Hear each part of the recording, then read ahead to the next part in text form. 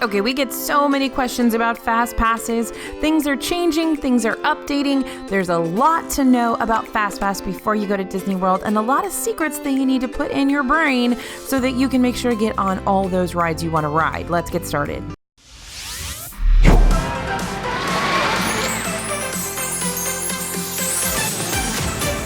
Hey everybody, it's AJ for Disney Food Blog. We are going to talk FastPasses today. Believe it or not, you think you know everything about FastPasses and then something else happens. They change something, they add tiers, they take away tiers, or you get another tip or trick about how to get a FastPass. We've got them all for you today. Now, we're going to give you a lot of tips today about FastPass. I don't want you to have to write them all down.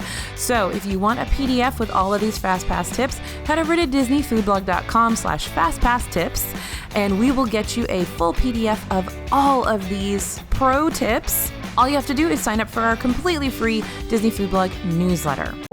So let's get started. First of all, what is FastPass? FastPass Plus is available to all Disney World guests, whether you're staying on site or not. Doesn't matter what hotel you're staying in, as long as you're in a Disney World park with a ticket, you can use FastPass Plus. So this lets you reserve your spot in line and ride attractions with a minimal wait. So you pick the ride and time you want to ride, and you'll have an hour-long window to show up and basically skip ahead of the regular standby line. And this is one of the most important planning tools for your Disney World vacation, so make sure you take advantage of it and use these secrets to do it. So on-site, meaning people staying in Disney World resorts, those guests can make FastPass reservations 60 days ahead of their visit, while those staying off-site can make them 30 days in advance. Now, when your FastPass time rolls around, head to the attraction and enter the FastPass Plus line after tapping your Magic Band to redeem your reservation. Now remember, you can only pre-book 3 FastPass Plus reservations before your trip each day. So book 3 FastPasses per day before your trip, and once you use up those 3 FastPasses each day,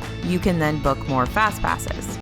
Now remember, it's free. A lot of people mistakenly believe that FastPass isn't a freebie, or maybe it's only for those staying at a Disney hotel, but it's available to anyone in the park with a ticket. Disneyland does have a paid version of FastPass. If you want to be able to make reservations from your phone, you have to pay $15 per person per day over in Disneyland in California. However, they still have the OG paper FastPass, which is totally free.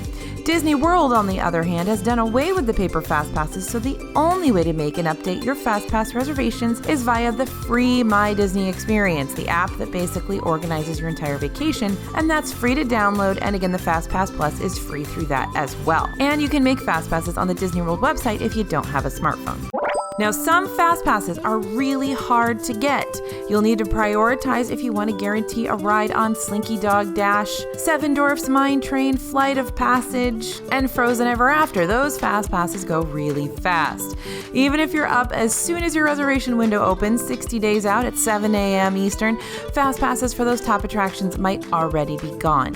For the headliners, it's a smart idea to plan from the last day of your trip and work your way backwards. This is especially true if you have a long vacation, as only people who also have a long vacation will have access to FastPass booking for the last days of your trip. Now, make sure you know which FastPasses are your top priority before your booking, and book the hardest to get or most important to you first. So for example, if you want to ride Flight of Passage, that's a really hard FastPass to get. So try to schedule it for the last day of your trip and try to grab that FastPass on the last day of your trip, because that'll be the furthest day out that the fewest people will be able to actually be making FastPasses for.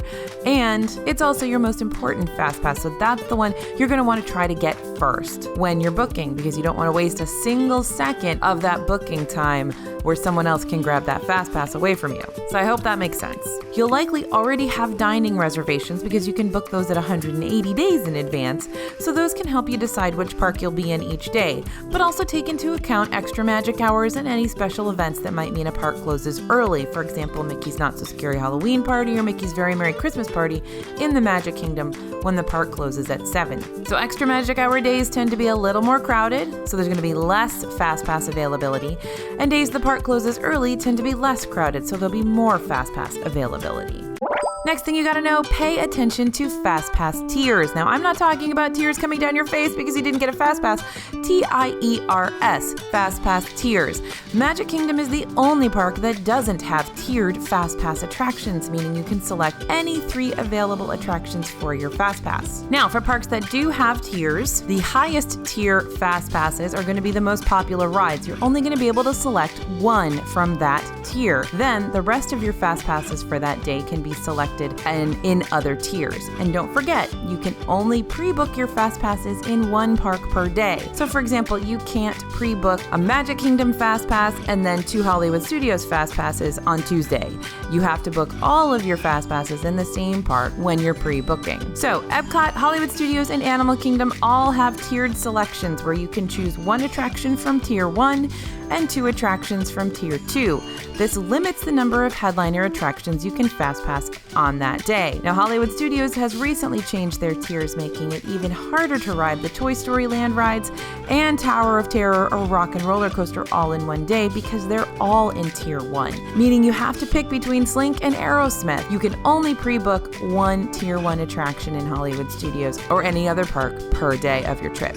But don't stress too much because there is a way to get more than 3 FastPasses per day. While you can only choose 3 FastPasses in a single park in advance, with one caveat that we'll get to in just a second, you can hypothetically have unlimited FastPasses. After you choose and use your initial 3 pre-made FastPass Pluses, you can go ahead and choose a 4th. Then after you use that one, you can go ahead and select another. So here's an example. You pre-booked in Epcot Frozen Ever After as your top tier attraction, and then Spaceship Earth and Turtle Talk with Crush as your other 2 FastPasses for that day. Once you ride Frozen Ever After, you ride Spaceship Earth, and you see Turtle Talk with Crush, then you can book another FastPass in that park or in another park that day. So if you start really early, get those early FastPasses, you should be able to book multiple other FastPasses that day. Each time you ride, you get to pick another FastPass. So after those initial 3, you can only make 1 selection at a time, but you're not bound by tiers or park. Pick any ride that's available. And as soon as you tap your magic band and that FastPass is red, you'll be eligible for another. So if that FastPass line is moving a little slow, you can snag your next FastPass before you even ride. That is very, very important. Let me repeat that. As soon as you tap your magic band to get in line for Haunted Mansion, you can start looking for your next FastPass if you've already used up your 3 FastPasses for the day.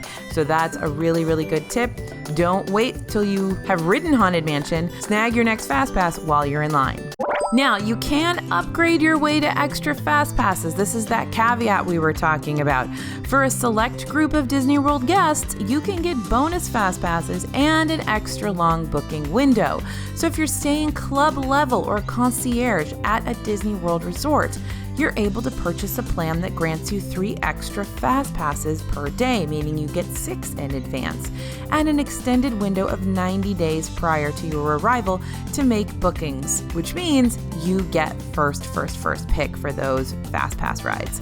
So if you have a park hopper ticket, you can also make those additional 3 FastPasses in any park. This program, this concierge or club level program, is, as far as we know, still available, although it is more or less still a test program, so Disney doesn't advertise it much at all.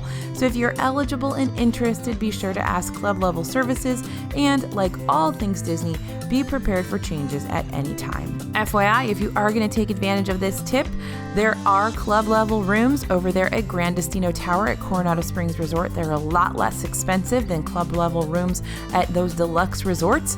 And so if you're trying to get the most FastPasses you possibly can, club level at Grand Destino Tower might be the best choice.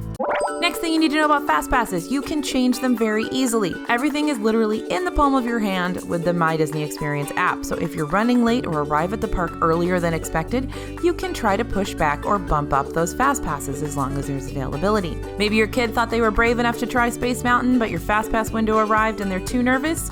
Change up the ride.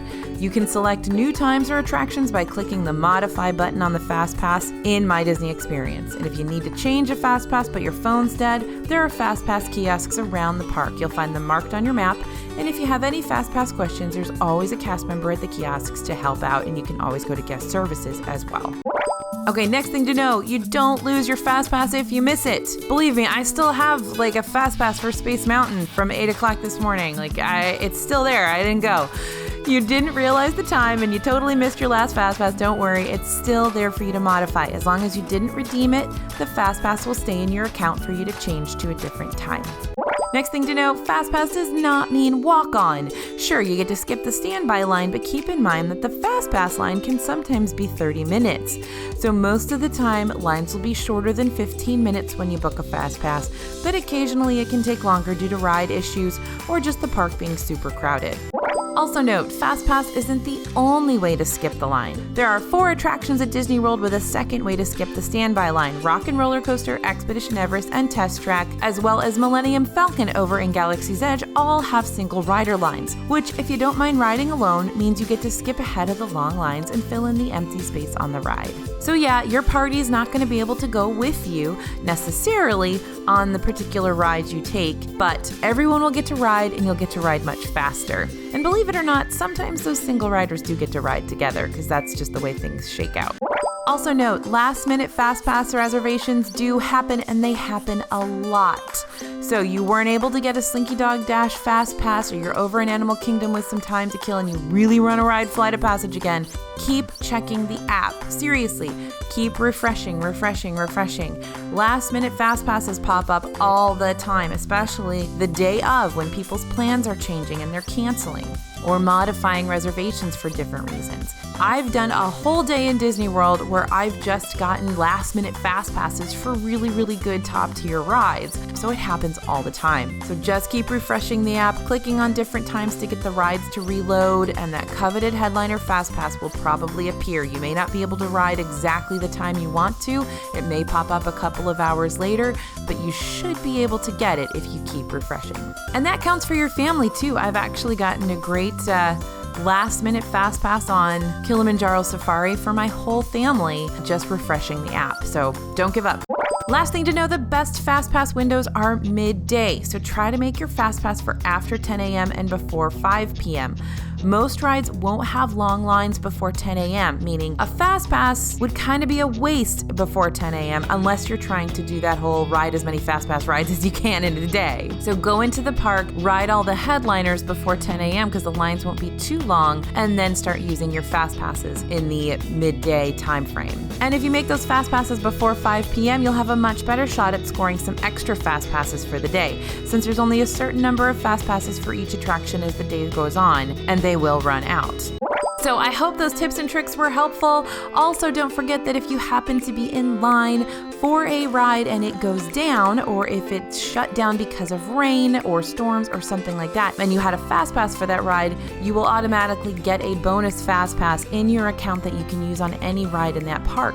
So that's going to be super useful for you if you happen to be in line for a ride and it goes down or it gets closed because of rain. So yeah, I hope those were helpful. There's a ton of FastPass tips, things you need to know, things the pros do, and you need to know those before you go so that you can make sure to get all the FastPasses you want and be able to ride all the attractions you want to ride, even last minute when you're already in the park. So if you guys want all of these FastPass tips in a PDF so you don't have to sort of remember them and write them down, we can get that for you. Head over to disneyfoodblog.com/FastPassTips. Sign up quickly for our free newsletter. We promise we try to make it interesting, and we will send you that PDF with all of these FastPass tips right into your inbox. As always, you guys, thanks for listening and thanks for watching. This is AJ for Disney Food Blog, and we'll see you real soon in the parks.